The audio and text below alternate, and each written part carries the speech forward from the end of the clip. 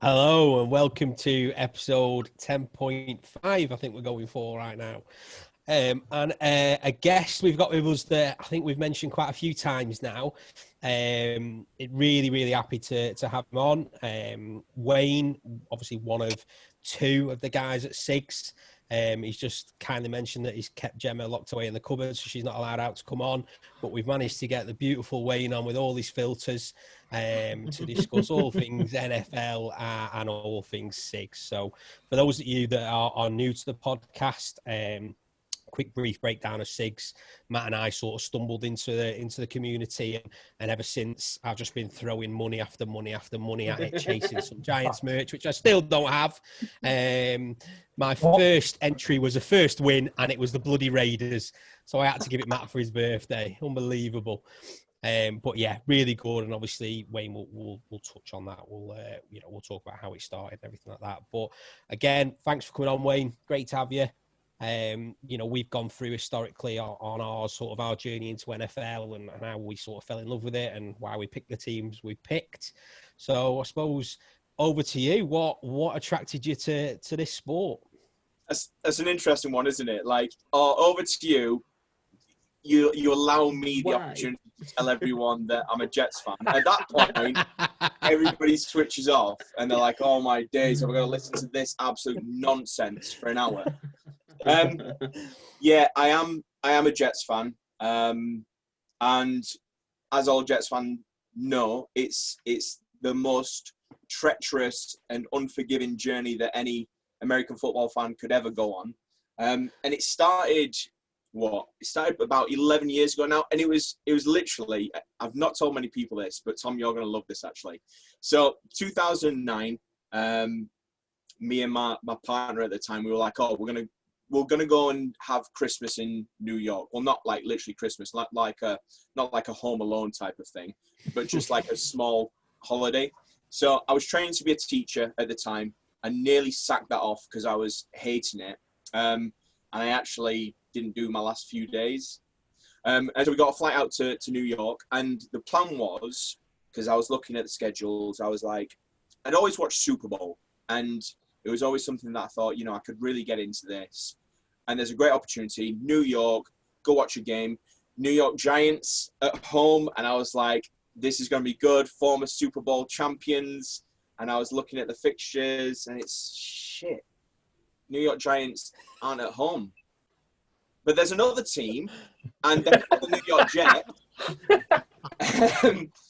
So, woke up on game day, got these tickets. It was -10. Jets played Atlanta Falcons. It was that bad. Oh, it was. It pretty much is. So we went to the game. It was, like I said, -10, and they were asking for people to go and shovel snow off. I almost said shit because it's pretty much the same thing. Go and shovel snow off the 53 players. Oh, it's ridiculous. So went to the game, got set up. By set up, I mean kind of wrapped up in as many layers as you can imagine. Partner at the time, she was not impressed. She'd much rather be in Macy's. I was like, no, I'm having my opportunity here. And what an absolute thriller that game was. Incredible game.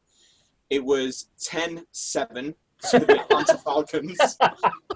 Nothing happened until the last quarter. The Jets scored a touchdown just randomly out of nowhere. We left at 7-3 because we wanted to get the train.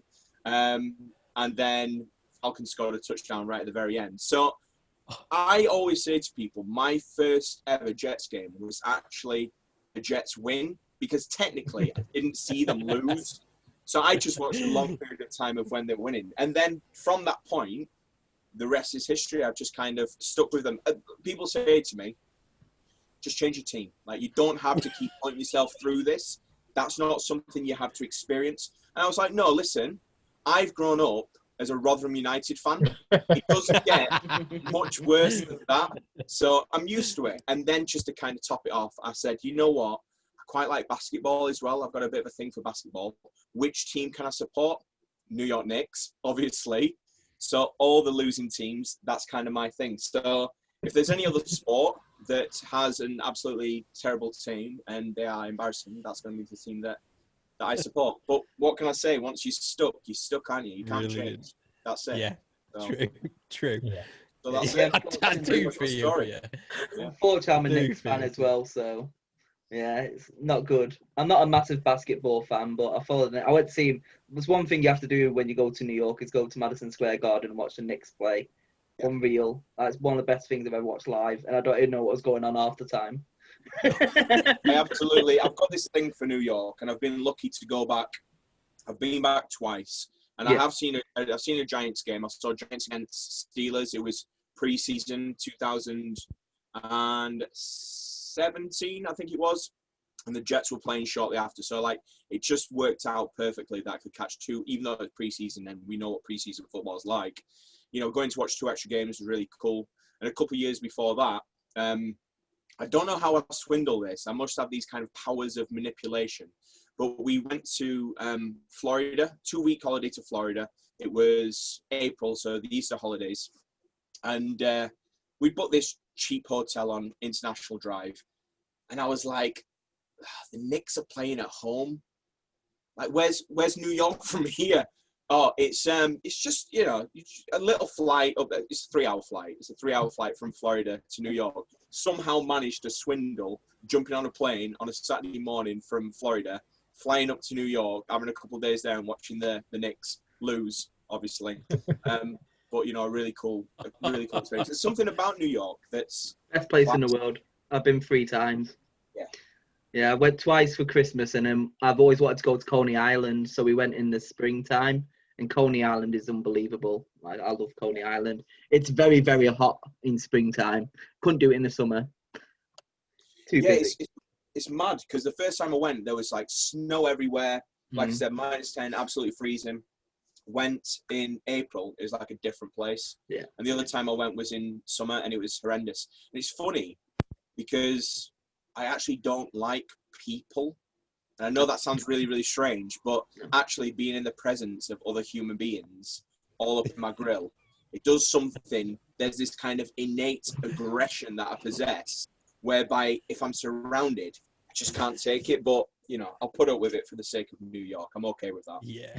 I've actually got a soft spot for the Jets, and I made it quite well known. My former partner's dad was a big Jets fan, so I've watched a lot of Jets games over the years, and we all love Fitzpatrick and the time he nearly took you to the playoffs. I think you finished 10-6 that year, didn't you? Yeah. And 10-6 most years gets you into the playoffs. I think, did you not lose on a head-to-head or something? I can't remember.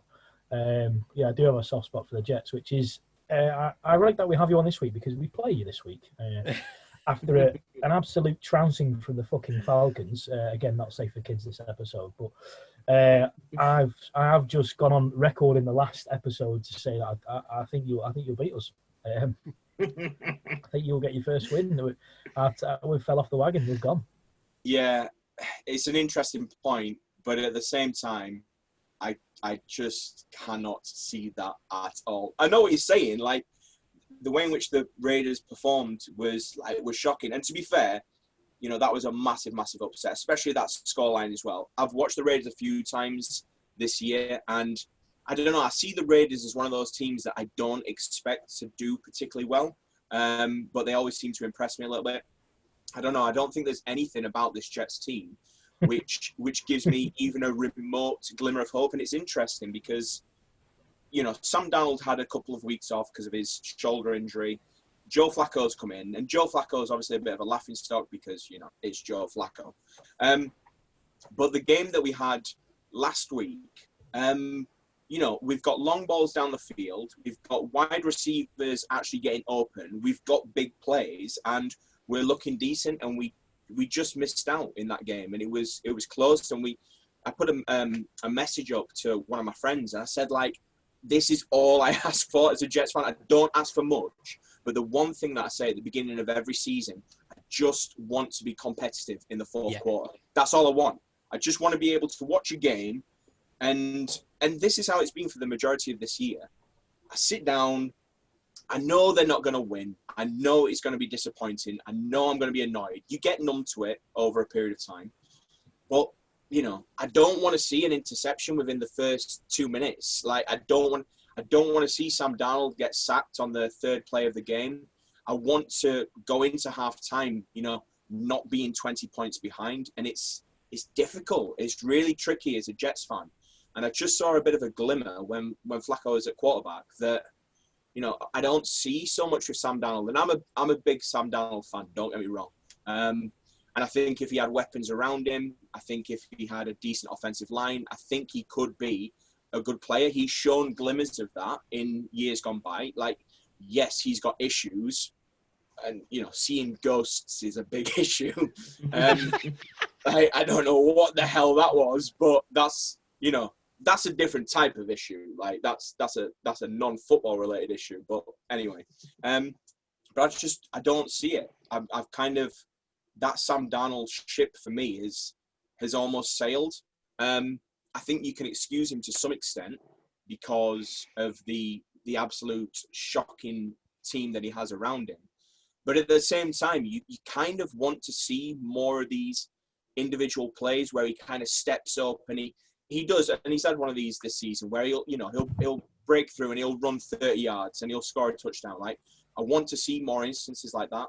I want to see situations where he's pressured in the pocket and he actually throws the ball away rather than taking a sack. And so many times this season, it's almost similar to Daniel Jones, apart from when Daniel Jones is pressured in the pocket, he throws interceptions rather than getting sacked. Dan fumbles Jones. Yeah, exactly. So, apart from the last 4 weeks. Yeah, exactly. We're kind of going back to the point. Like, do I see anything positive from the Jets this weekend? I just can't. And I don't know whether that's because I'm just so used to shocking performances and disappointment and kind of numbness. I can't even build myself up to it. And I say it all the time when I go live. Like, oh, the Jets are going to win by 20 points today. Like, come on, Wayne. It's not even funny anymore. Like, you said the joke so many times. Like, get some new material or something. But I don't know. There is still a little bit of something inside me. I sit down and I think to myself, do you know what? This could be the week. And then at the same time, I don't want it to be because I know where the Jags are sitting and I know how important that number one pick is. And, that potentially is the only light at the end of the tunnel. Yeah, well, I'm a fan of Sam Darnold as well. I do think he has or had potential to be really good. And I think if you do get the number one pick, you go for Trevor Lawrence. It's natural, isn't it? And I worry that Darnold will end up somewhere like Pittsburgh or New England, and he'll end up with a ring, which is disappointing from a Jets point of view if that happens, I guess. But I mean, I'd love this weekend. I'd love for your mate Josh Jacobs to absolutely turn up. What a player! Oh my! I am gushing when I think about Josh Jacobs. How absolutely incredible he is. I'm saying nothing because I love him to. If he plays, because he's currently got an ankle boot on, hasn't he? But if he plays and puts in 150 yards, we'll have you back on next week. Just for 2 minutes. Just for 2 minutes. You know what? It's one of those where it's like, do I want to take that bet? Like, I'm so tempted to take that bet. Like, yeah, go on, get me back on because I reckon. I reckon he'll have a good game. To be fair, I don't know if he'll play. His ankle's bust, so get your money on. It's a weird one with Josh Jacobs. I've got this. I'll tell you where the hatred comes from. As it comes from with the majority of things. A lost bet. That's where it comes from. To be honest, Tom and I are on board with that. Yeah. It's absolutely ridiculous. So yeah, the amount of times where when you've got those bookmakers that are offering those specials, clever. It's almost like I've been on a podcast before, not mentioning company names, but we can, and other bookmakers are available. But one of those specials where it's like Derrick Henry will score, Ezekiel Elliott will score, and then Josh Jacobs will score, and like Zeke smashes over from 2 yards out in the first play. And Derrick Henry, absolutely trucks over Josh Norman and backflips over someone else and flying drop kicks someone into the end zone and scores. And then Josh Jacobs, who's literally fourth and a millimeter and gets held up at the line. And I'm like, if this is any other week, is scoring that touchdown. You know that feeling where you're just like, I hate you so much because you've just cost me a win, and that would have paid for my beer this weekend. Yeah. I'm glad I know where it comes from. Yeah, now. same. Even me not being a Jacobs fan, I've been sat looking at these tweets thinking, is he fishing here or does he genuinely think he's shit? Like, well, I've not know where it's come from, so at least I know where it is. But I have plenty of those players that I hate. It's I don't know. I kind of did it, and then I was like, shit. There's a lot of reaction here, and I am a bit of a wind-up merchant, and I do like kind of prodding people. And I might be wrong here, Matt. You're gonna have to defend your kind, but the Raiders fans do seem a little bit emotional. Fucking tell me about it. Tiny bit emotional. Don't, because I was ready for ending it all yesterday after Sunday's result.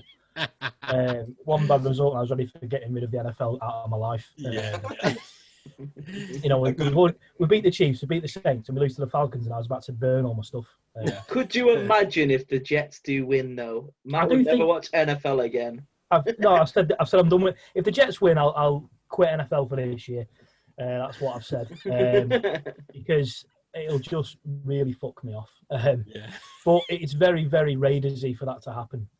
So I'm fully expecting perhaps not as big a win as the Falcons, but like a 28-7 win for the fucking Jets this week. I tell you, all I'm asking for is competitive football, and if we get that, you know, the Jets' run defense is decent. You know, but you look at, I just see a long ball down the field. Jets cornerbacks and safeties are just a bit all over the place, and I think that's the route for. I agree. I massively agree. I'd love Jacobs to play, and I'd love him to get 200 fucking yards and 500 touchdowns, because I'll be all over that Sigz community group. But I do think we're going to have to lean on Darren Waller. We're going to have to lean on probably Renfro. And we're going to have to hope Ruggs pulls his finger out of his arse and gets a bit of luck from the officials, because we all know the officials don't like the other team that wears the same colours as them. So, yeah, I mean, as you can tell, I'm dead optimistic about life. I mean, no team wants to go in 0 for 16 anyway, do they? So they need to get a win somewhere. What was it? Did the Browns go 1-31? Like, yeah, a few years back. Absolutely ridiculous that. Yeah, the thing is, like, you're right, and I think as a player, not that I can, you know, I've never actually played American football. I played rugby union for 10 years, and that's kind of as close to anything kind of competitive that I've done. But you know, I don't think there's a single player on that field that wants to go out and underperform, because essentially, you know, at the end of the day, these guys are playing for their contracts, and actually there's been some opportunities for some lesser known players to step up, make a bit of a name for themselves, and you know, they're fighting for the futures as well. And it just so happens that the caliber of players that are kind of stepping onto the field just aren't good enough, you know. And the record that the Jets have at the minute is an accurate reflection of how they've played this year.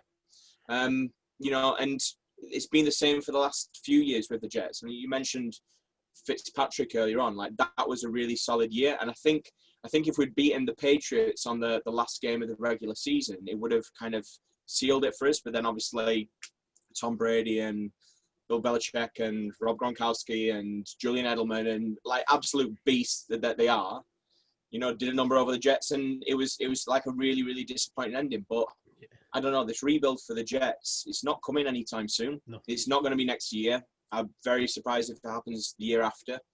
You know, I've seen one good year from the Jets. Well, maybe 2 good years from the Jets. When I started watching them, they got Sanchez at quarterback and Rex Ryan, who's an absolute lad, head coaching.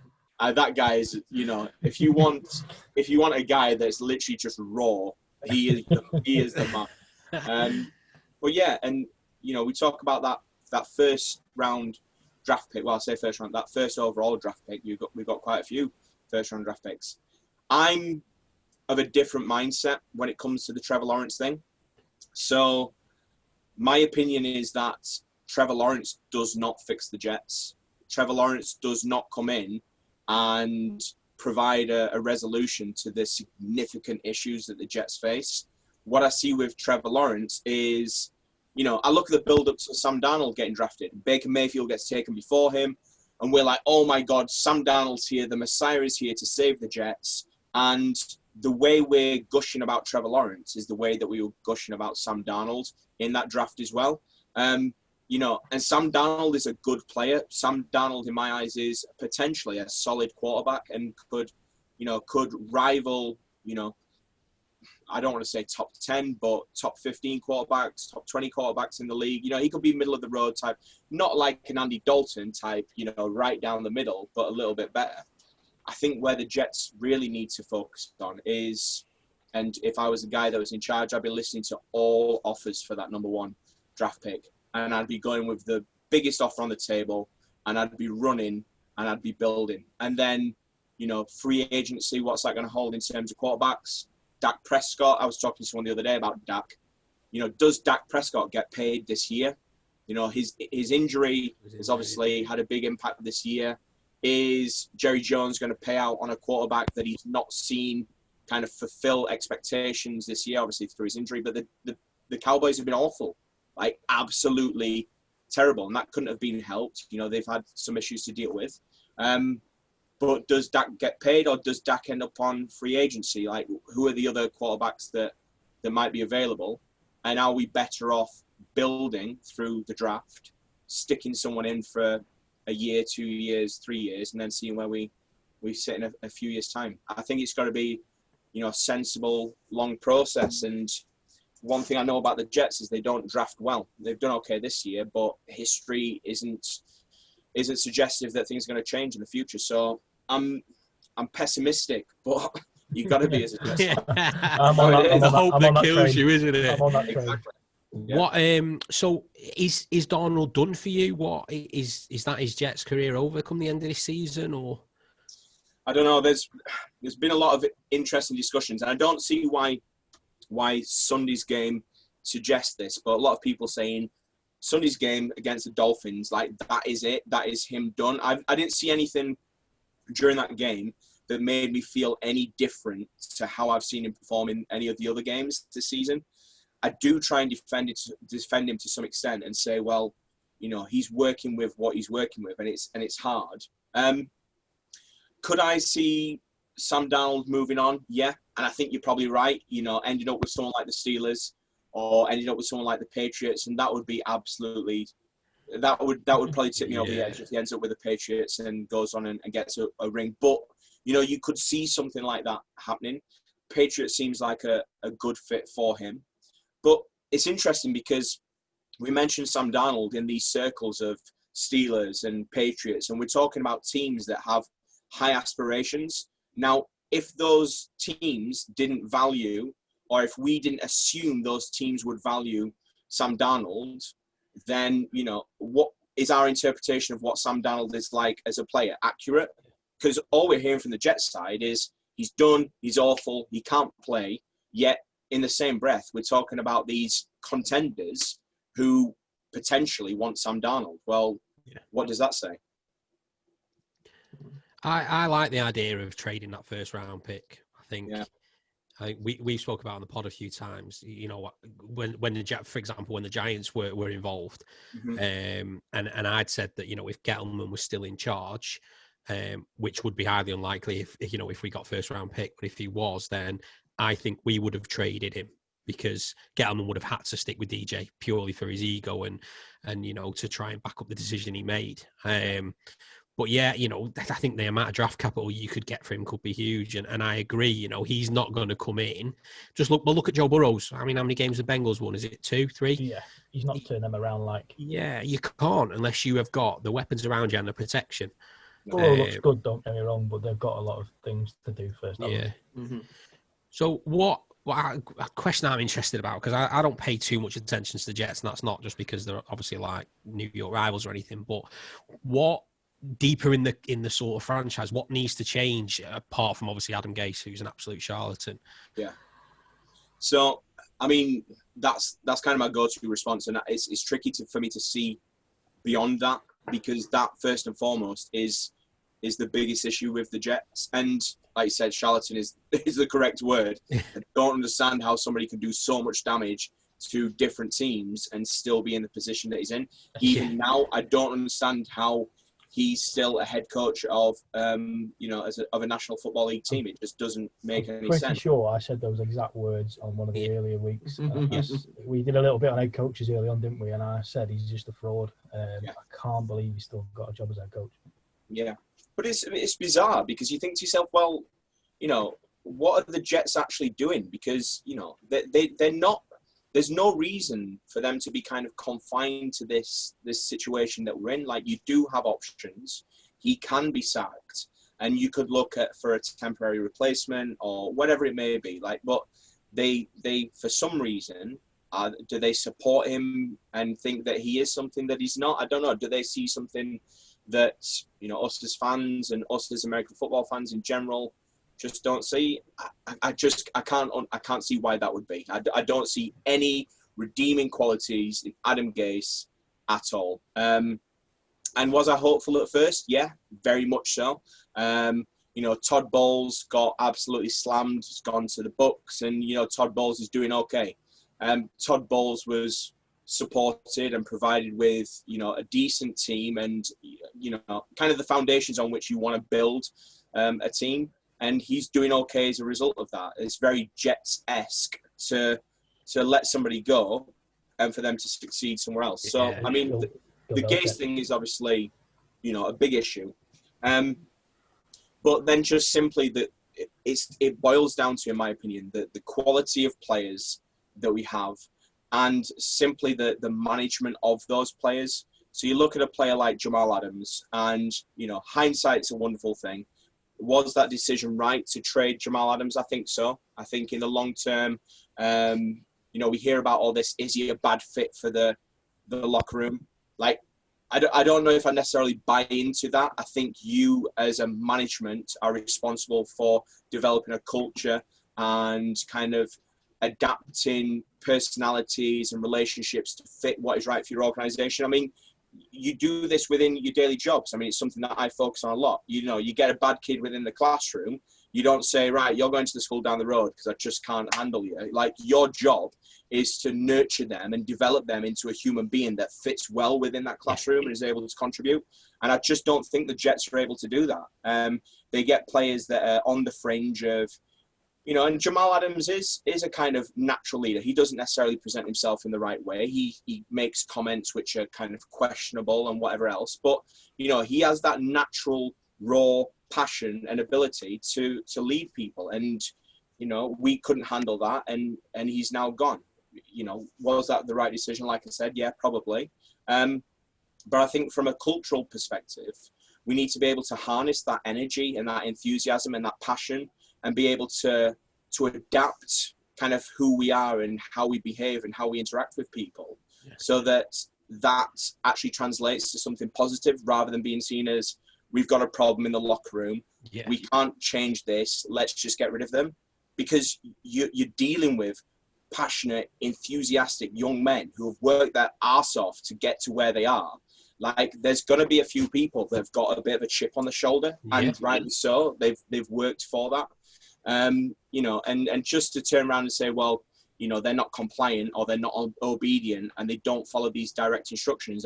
For me, that doesn't cut it, and isn't an excuse that washes with me anymore. I think big changes need to happen from a cultural perspective.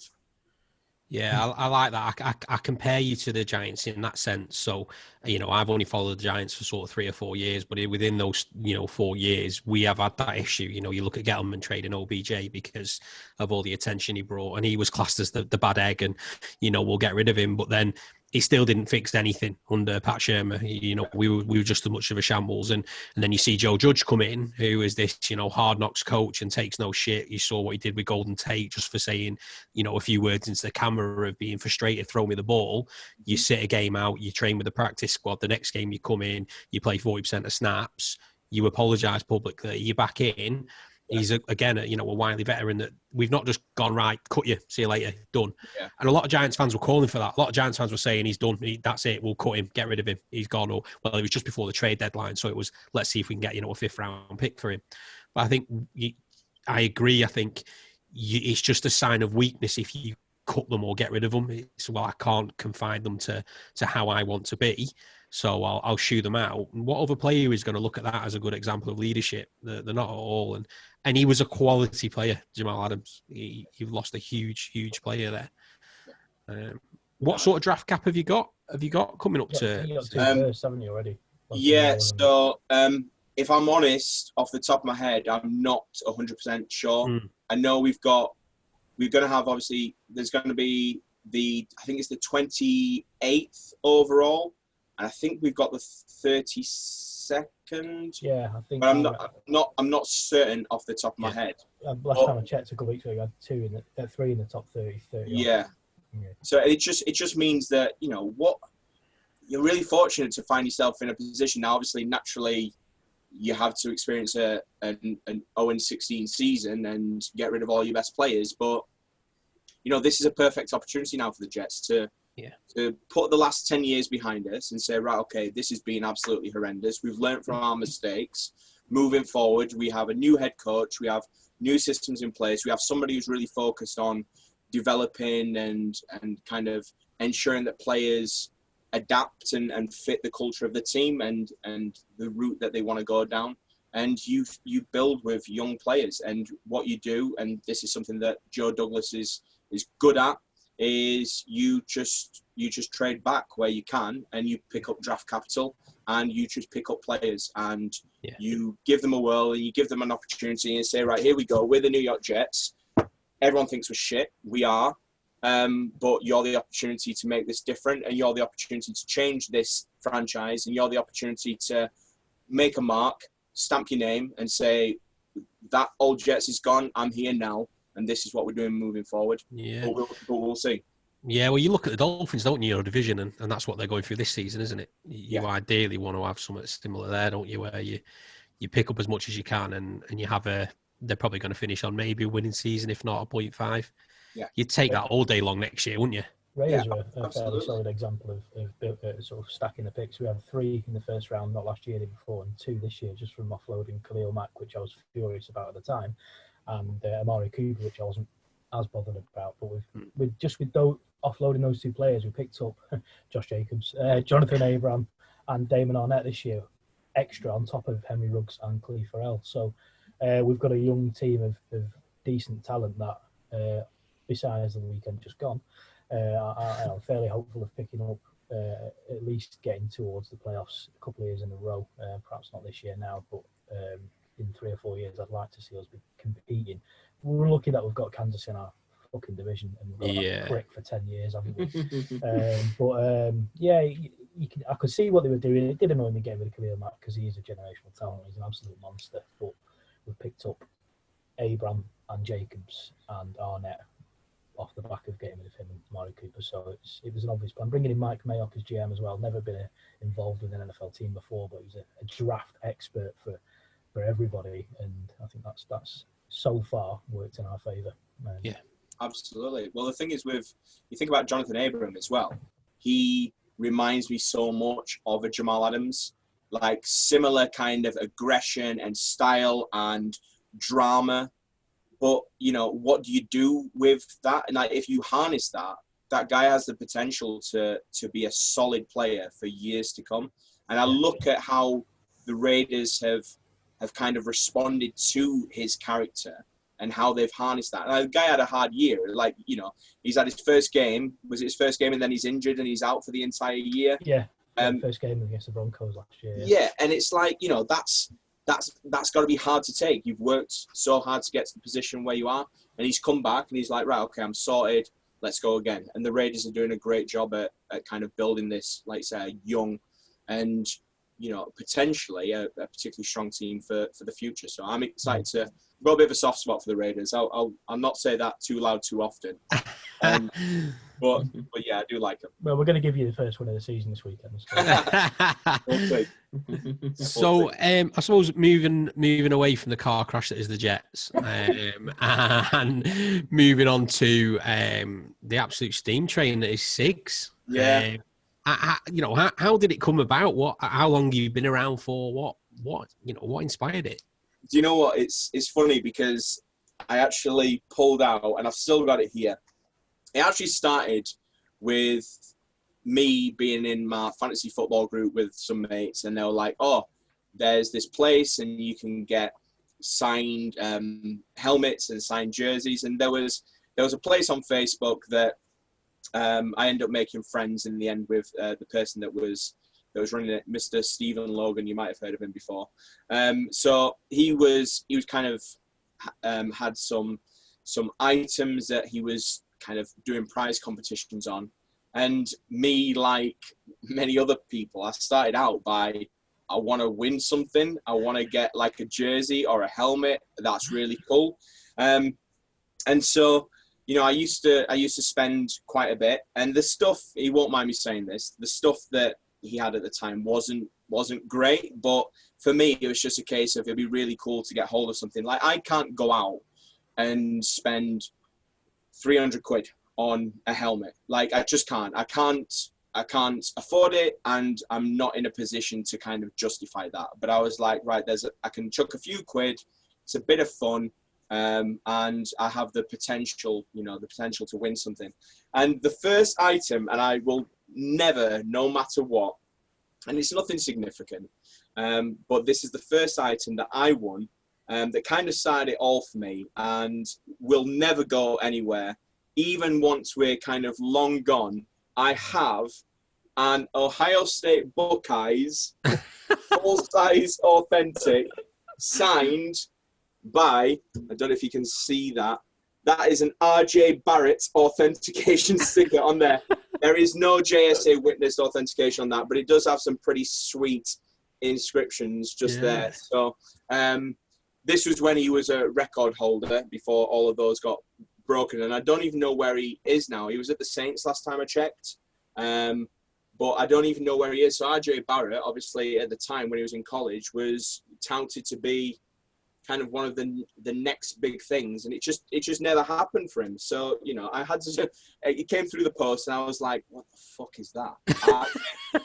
RJ who? I'm like, I've been entering all this time, and I've won this piece of shit. But then I did a bit of research, and I'm like, oh yeah, that sounds okay. But I don't know, that for me is, you know, it's kind of where it all began, and it kind of symbolizes a lot of hard work, a lot of time, a lot of drama, both, you know, in my personal life and kind of on social media, and it also symbolizes a lot of learning, like learning about me and who I am and how I respond to things and how I interact with people and who I am as a character.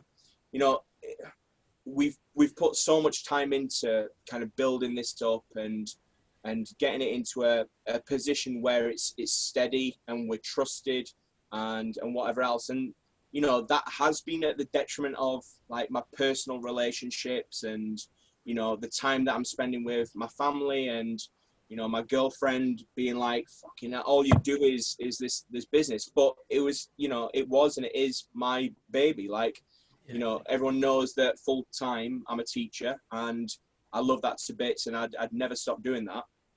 But I love American football and I'm passionate about it, and I really like cool signed stuff. And I kind of got the bug, I guess. I won my first item and I was like, I want a collection. So I ended up entering more, and then I ended up buying some, and I was like, I want the biggest names and I want the best inscriptions, and like I want to have them on show. And I was living at my mate's house at the time, so I'd just gone through a bit of a breakup, and for me starting it was like, okay, this period of time in my life is pretty shit. Like my life's a bit upside down, I'm all over the place. I need something to bring a bit of stability and focus. And I'd never even contemplated running a business, and at first it was just like, oh, we're going to do it as a bit of a hobby. But, you know, it gained ground, it gained momentum, and, you know, that's thanks to everybody that's kind of supported us throughout, you know, from the very, very beginning until the very, very end. Like, and we've made loads and loads of good friends throughout the process. Yes. Gemma and I talk about, stay there, don't come out of that cupboard. I know I've mentioned sorry about that.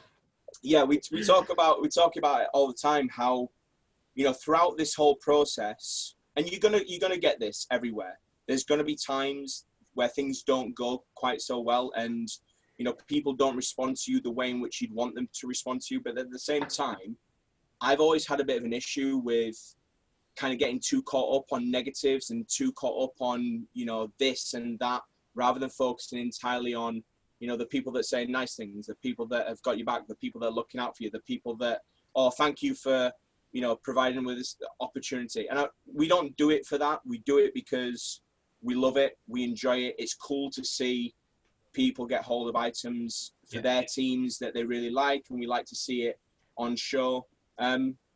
You know, and it's good. I enjoy that, and I do like talking to people. I do like interacting with people. I do like learning about people, and you know, knowing about. I talked to a guy who's who lives in Germany, and I just met him through the group, and he doesn't kind of participate in the group so much, but I don't know, we've kind of become like pen pals almost. I'm like, how you doing? How's your week been? And he's like, yeah, you know, I've been in hospital this week. And I'm just like, shit, when you put it into perspective, like, this is a good opportunity. Just, I don't know, if I can spend 5 minutes having a chat with someone and talking about football and, you know, making their week a bit better, and me in turn making my week a little bit better as well.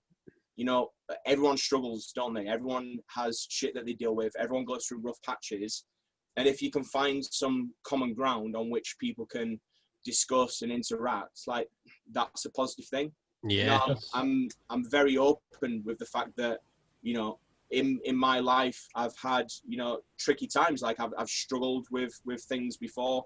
You know, and like a lot of people do, men don't really speak up about it, but it's a great opportunity to do so. You know, people struggle with stuff mentally, and people suffer with depression and stuff like that. So for me, it was an outlet almost, is in a way that I could interact and divert my attention elsewhere. Yeah. But at the same time, through the process, I've learned a lot about other people, and, you know, being able to chat to people, and, you know, if we've managed to help out people in the ways along the way as well, then it's good. You know, it's something productive. Yeah. But it's always going to be something that we do, you know, just as a hobby. We do it because we like doing it. It's never going to be something that we turn kind of full time. It was never intended to be that. And to be fair, I think at the point, if it did become that, it'd lose what it is that we intended it to be in the first place, which is something fun, something enjoyable. And it gives us a platform as well on which we can do, you know, some charity work, and we can help out some charities that are close to us. So Gemma's got big ties to food banks, and that's a big thing for her. So we like to help out we can.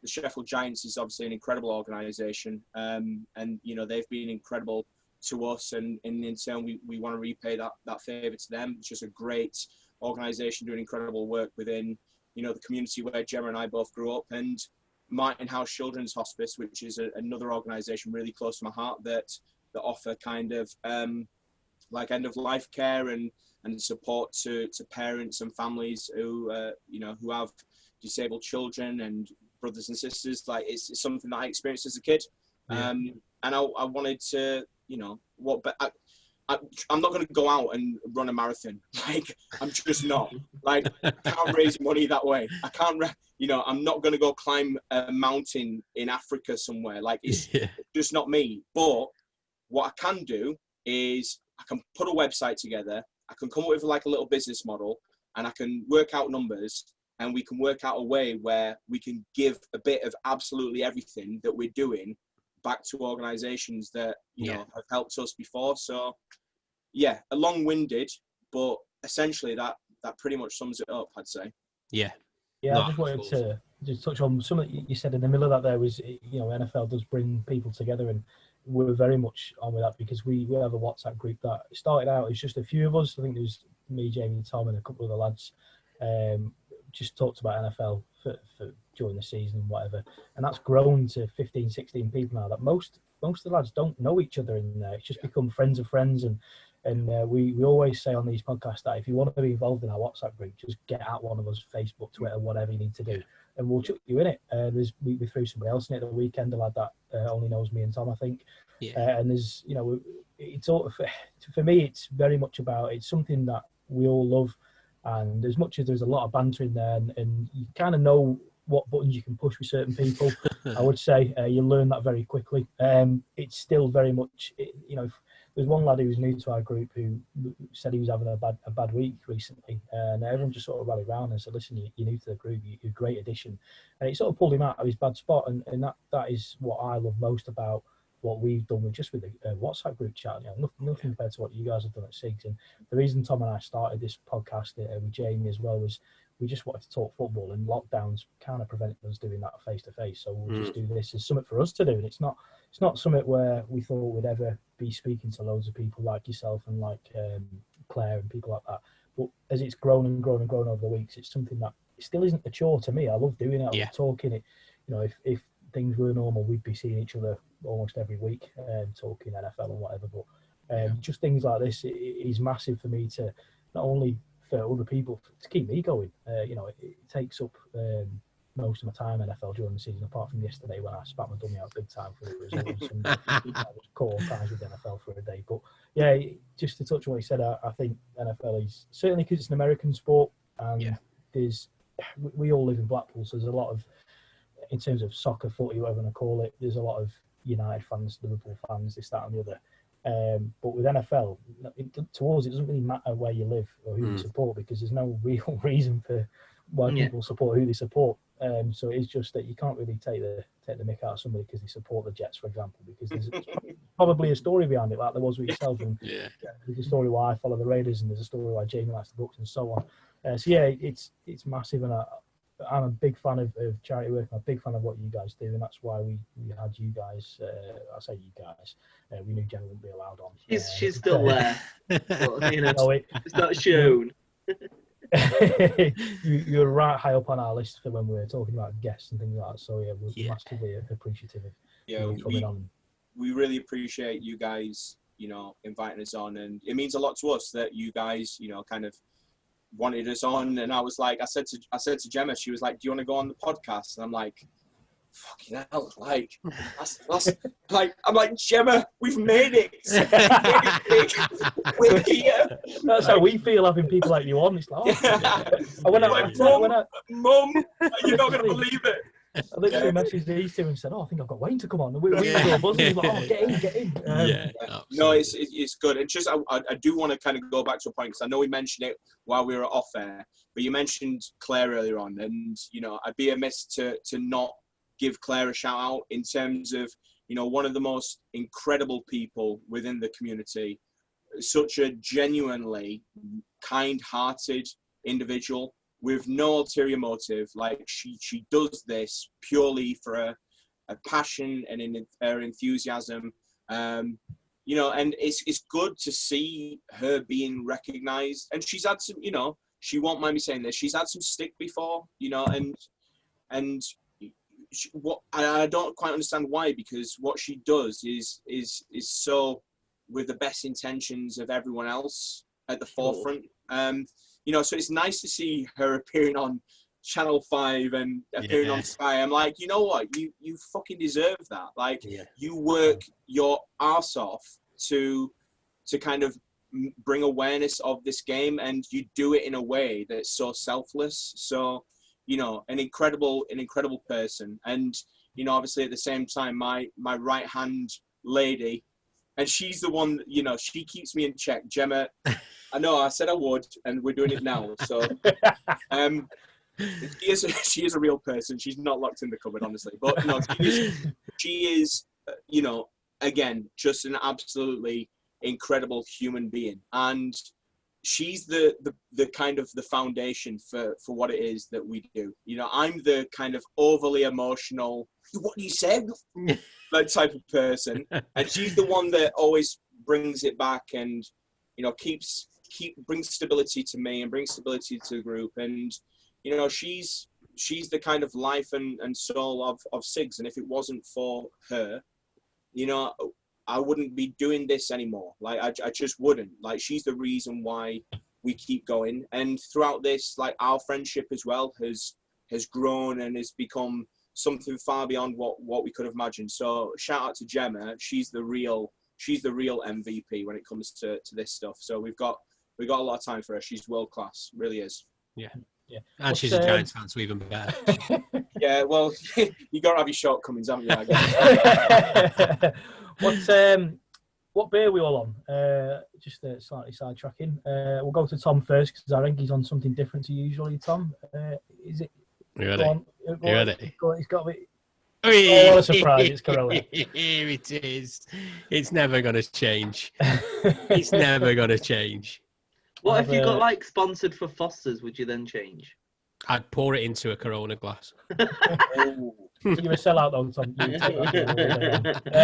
I'm on a Baltica. What the hell's this? I found it in the shop before we started recording, and I'm giving it a go. Oh wait, I need a beer. What's the cheapest ale you have? It wasn't the cheapest. No, it was one I've never had before, which is what I did last week. It's 5.4% to be honest, which is not. I thought it was like the Czech word for cold. That like Baltica. It might be. I have no idea. It brewed in Russia. Water. It's probably got vodka in it, hasn't it? Imported from St. Petersburg, so it's legit Russian. Amazing. Well. Yeah, it's all right. In the trusty Raiders glass. Mm.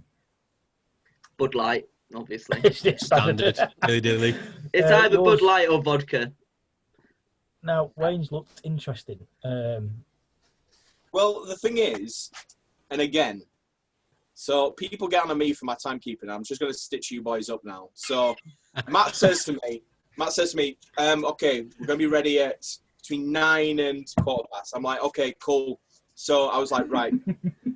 I said to my girlfriend, I put my hoodie on, and then I had my hat on. I was like, no, it's too much Sigz. I can't wear that. Okay, let's get changed. So I get changed. I come down. I get my camera set up. I'm setting beauty face on, so I'm all smooth like a baby's backside. And then I sat here with my beer, which, by the way, is absolutely delicious. It's Siren, cacao and cherry broken dream twisted breakfast stout, and we were saying breakfast stout at 10:30 at night. We wouldn't suggest you drink this in the morning. It's probably illegal, especially if you're going to drive. But that sat here next to my face for 28 whole minutes.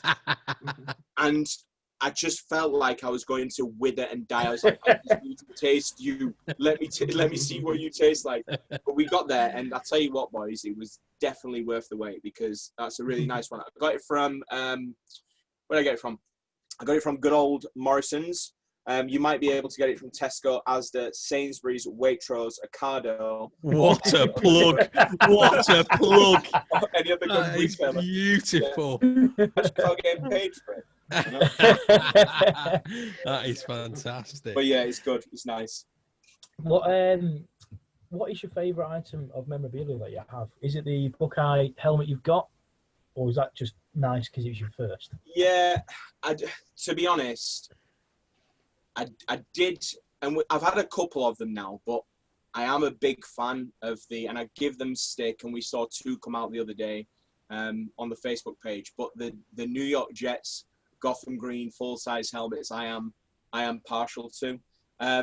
This RJ Barrett is for me kind of the one, and I think I could get rid of everything else. Everything else could go in the collection, but that for me would be the one item that I kept.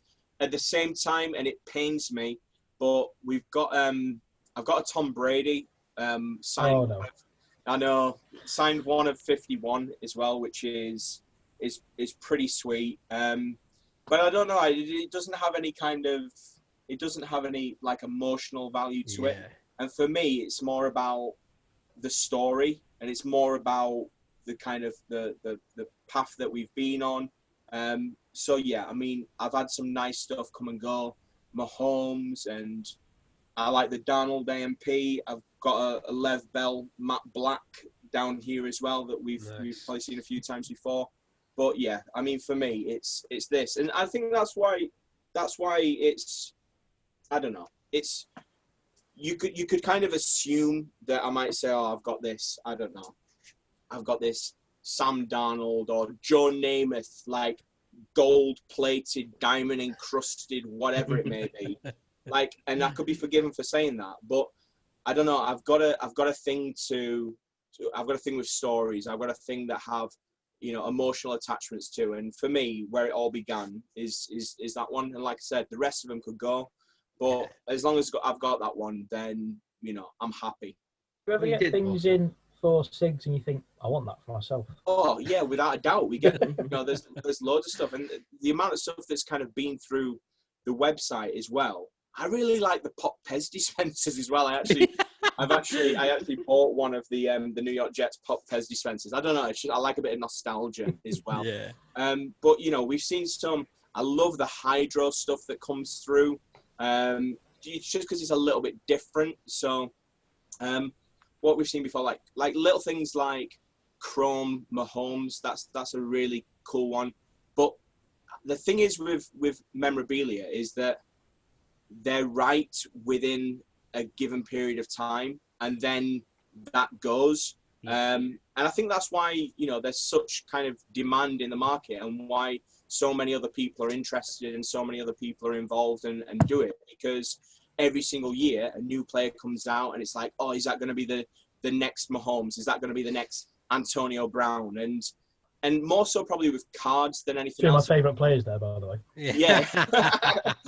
And cards is never something that we really kind of got into. But I can understand why, because people want, and they do it for different reasons. People might do something from a financial perspective, so they might say, oh, I want this because I'm going to get this rookie card because it's going to be worth 5 times what it is in the future.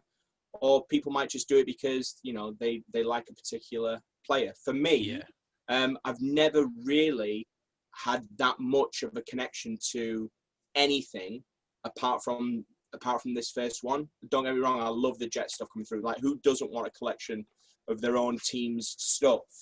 But Lev Bell's gone, and it's like, well, I love that helmet, but he ain't a Jets player anymore, and I don't know how I feel about that now. Like, in the moment, it's great, and then it kind of loses it over a period of time. So, like I said, for me, it's more about the story. I do look at stuff and say, that's pretty sweet, but I've kind of got used to seeing things come and then seeing them go. Yeah. And actually, I much prefer it when they end up at someone's house and they send us a picture and they're like, I've got this full-size display case. It's in the living room on the mantelpiece. Anthony Walton.